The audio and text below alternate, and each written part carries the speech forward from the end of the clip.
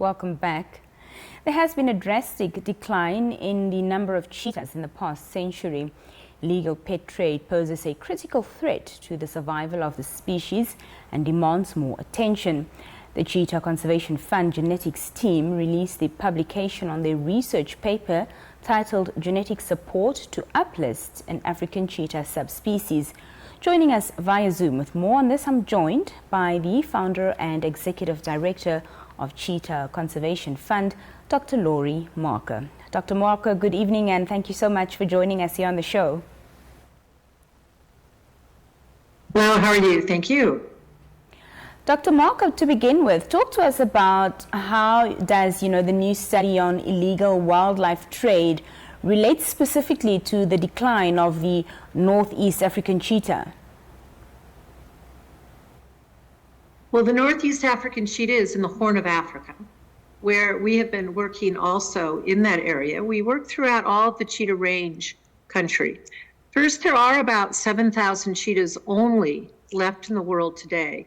So Namibia, again, is the cheetah capital of the world with about 1,500 individuals. But up in the Horn of Africa, there has been a very big problem with illegal wildlife pet trade, where the cheetahs are poached out of the wild as cubs and sold as pets. And with that, for every one cheetah that makes it into the pet trade, about 4 or 5 of them die. And so we have set up a center up in Somaliland, where we've been working with the Somaliland government for the last 5 years to try to help stop this trade.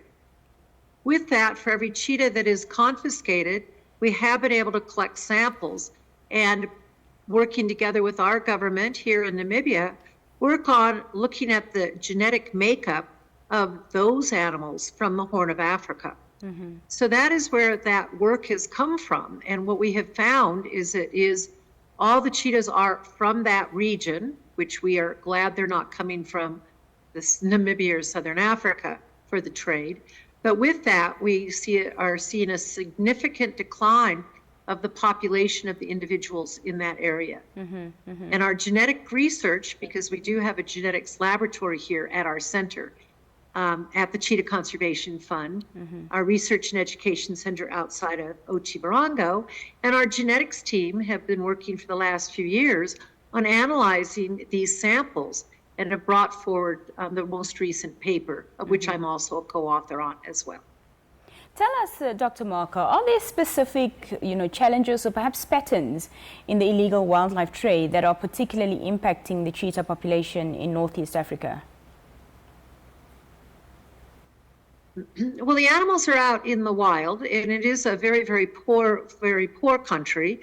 And oftentimes, the cubs are found and then collected, and it's similar to the issues that we have here that we're protecting our wildlife on around poaching, whether that would be the rhinos or elephants, is that there is a demand for the cheetah cubs as pets, and primarily it's been in the Middle East.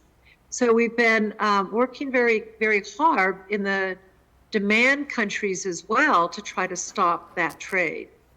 What we're doing in the Somaliland region, as well as in the Somali region of Ethiopia, have been to actually work with the farming communities like we do here in our Future Farmer of Africa training programs, as well as our school programs, to let the communities know through awareness that the wildlife is very important and that they can live in harmony with predators, and that it's against the law to take the wildlife from the wild, and so to leave the animals in the wild.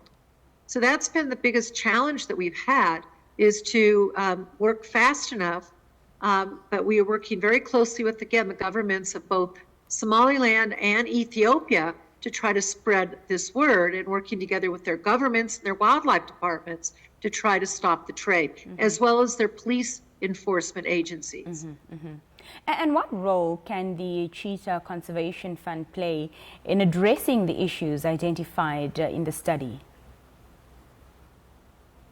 Well, we played key roles, one of which has been obviously to publish this recent paper, which actually came out on the same week that the northern African cheetah subspecies was placed on the endangered species list.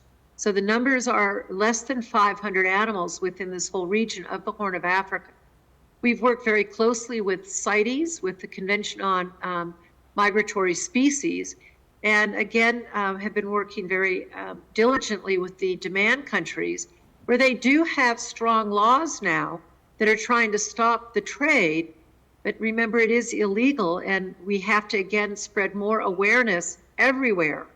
And so we've worked very hard up in the Horn of Africa with several different grants from both DEFRA, the EU, the IUCN, to actually put in place many of the programs to actually stop the illegal trade by working with communities.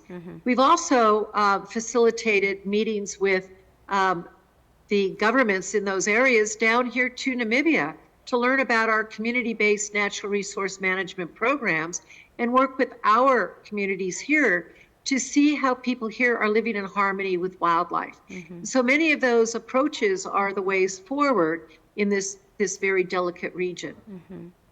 Share with us, Dr. Marker, about any innovative strategies or technologies that are being considered to tackle this issue in the region. Much of what we're also talking about, too, has been the development of conservancies.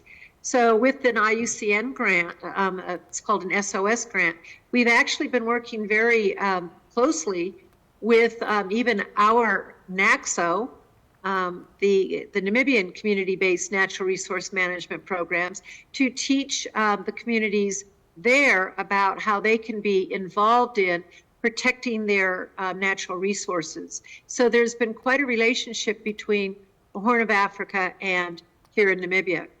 Along that line as well, we have active programs here in Namibia that we have been scaling up throughout the region. Our Future Farmer of Africa program is where we actually work with the rural communities and helping them learn more about livestock health and management.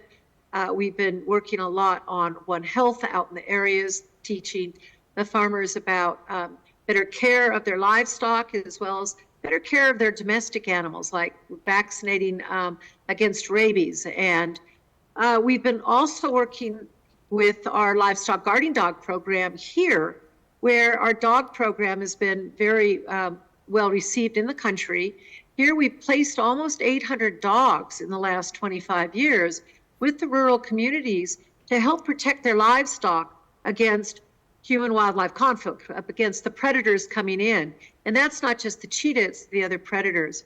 And that also our school programs, our teacher's guide and our school programs have been actually developed and adapted from here in Somali and Ethiopia, so that they've been translated into their language and adapted for their cultures and their way of farming up in those areas as well. And our dairy goat program that is ongoing here at the Cheetah Conservation Fund has been, there is no added value up in those regions, and we're looking at added value. Where here we are developing dairy goat industry. We make cheeses and ice cream and fudge and soaps and candles, and we're actually helping develop that in other regions of Africa where rural communities are working and living alongside predators. So many of the programs that we've developed here in Namibia are very actively being utilized in the Horn of Africa to actually help livelihoods, so people don't steal the wildlife for very small amounts of money, that wildlife becomes a very important part of their livelihood through better biodiversity within their areas, healthier ecosystems, which then lead to healthier communities through like conservancy development. We can also start looking at ecotourism, which can eventually play a really key role as well. Like here in Namibia, Namibia is a shining star in Africa, where people have learned about our wildlife initiatives and have learned that our communities are actually benefiting from living with wildlife. And it's been a joint venture, a partnership between the government, the communities, the NGOs, all working together to work with protecting our wildlife. And our wildlife becomes the resource and the economy of which our country here in Namibia is based on. And so Namibia has been a very great model for looking forward. And we welcome people to come here, especially during the holiday season, to the Cheetah Conservation Fund. We are always open because we've got animals to take care of. And we welcome people to come learn more and more about how we integrate our livestock with our wildlife and how cheetahs are a part of the system. And we welcome people to come and visit us during the holiday season or every day of the year, except Christmas. Well, Dr. Marker, it was lovely speaking to you. Thank you so much for joining us this evening. Thank you very much, and have a very happy holiday. That was Dr. Laurie Marker speaking to us via Zoom. They will be right back shortly. Conversations continue.